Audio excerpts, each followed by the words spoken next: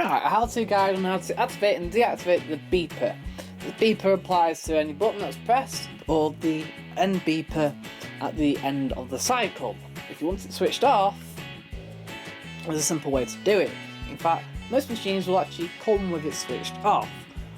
But if you want it activated because you want to know when the cycle is finished, then following this guide will help you do so. Right, so let me just demonstrate. If I press any of the buttons, it beeps. At the end of the cycle, it beeps.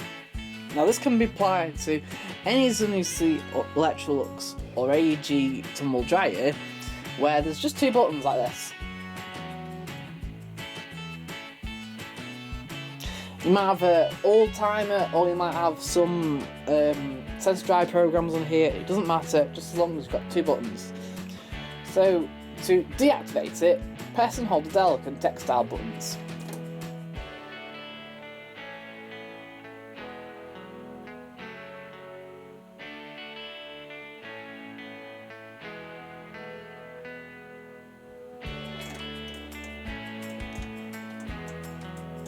There'll be no signal to tell you that it's done correctly, but now none of the beeping happens when you press any buttons, or indeed stop. And so now, at the end of the cycle, it won't beep. If you want to reactivate it, just simply do the same, press and hold the delicate and textile buttons.